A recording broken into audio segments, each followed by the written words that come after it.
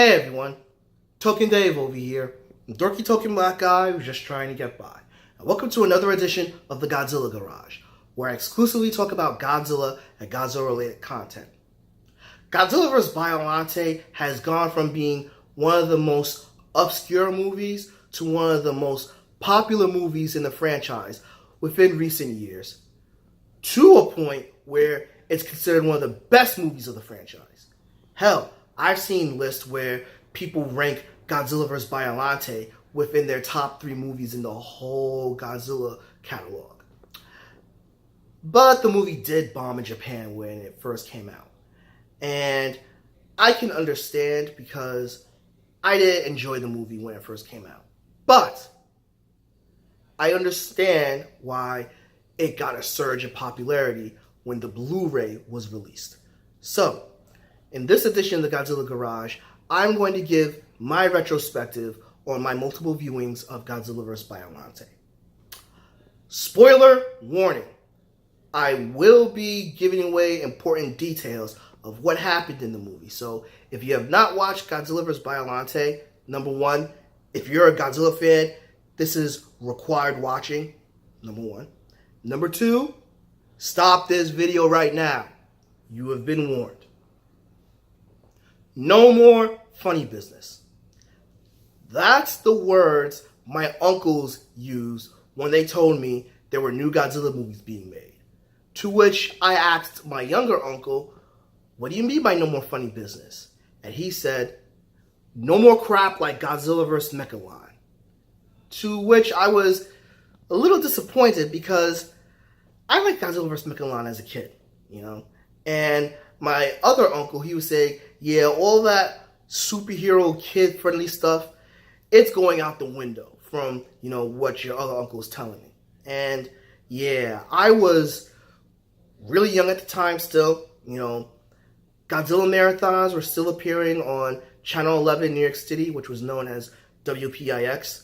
Mama Hawkins was annoyed with renting Godzilla movies at least each month for me. So hearing new Godzilla movies would not be like, you know, the older ones, that was disappointing to me. But I was still going to go watch it because I so loved Godzilla. So in 1992, my younger uncle, he actually got me a couple of VCR tapes, and he was like, hey kid, new Godzilla movies that have not come out in the movie theaters. I was like, but wait, why aren't they coming out in the movie theaters? It was like, don't know, don't care, new ones, you want to watch? I'm like, hell yeah, I want to watch them. He's like, all right, cool, grab the Bio one, because that movie has a monster that looks like a cooler version of Audrey 2. And I was all in, yeah. Popped that movie into the VCR, and I immediately noticed a couple of things. First thing I noticed is they weren't speaking in English, nor was there any English dubbed. And I'm like, Uncle Jay, I can't understand a thing that they're saying. It's all in Chinese. And then I noticed they spent a lot of time, you know, recapping the return of Godzilla, aka Godzilla 1985, to which I didn't understand why. And also, I'm like, only movie that ever did that was Terra Mechagodzilla. And I was like, oh, that's a bad sign. To which I found out why both those movies did that, because VCRs were not as plentiful in Japan, in the Japanese community. So, yeah, they had to basically bring people up to speed on what happened in the previous movie. But, more importantly, there's a black guy in the movie! There's a black guy in the movie! Wait a minute. Chinese folk don't like black people. He gonna die, isn't he? Killed the only black person in the movie. Keep in mind, I was either 11 or 12 at the time, so I wasn't politically correct, and I thought that all Asians were the same at the time. Youthful ignorance. Anyway, so I rated it like Godzilla vs. Biollante, you know, upon that first viewing. So, a couple years later, you know, I saw that Godzilla vs. Biollante was in Blockbuster Video, and my uncle loved that movie. He really enjoyed that movie. And he actually died, I keep forgetting if it was a couple of months after or a year later. But anyway, he died. And when I noticed Godzilla vs. Biollante on Blockbuster, I rented it. And I really wanted to see why he loved the movie so much. And even though the English dubbed, I still didn't like the movie. Granted, I liked how they went into the science a lot more, and how politics was using scientists in a negative way, harkening back to the original movie.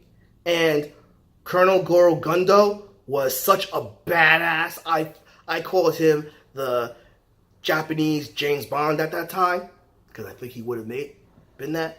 And they killed him. The coolest character of the movie, and they killed him. So I still didn't have that appreciation for Godzilla vs. Biollante. But in the mid-2000s, when I finally saw all the Heisei movies, and as well as the rest of the Millennium era, I realized how awesome Godzilla vs. Biollante was.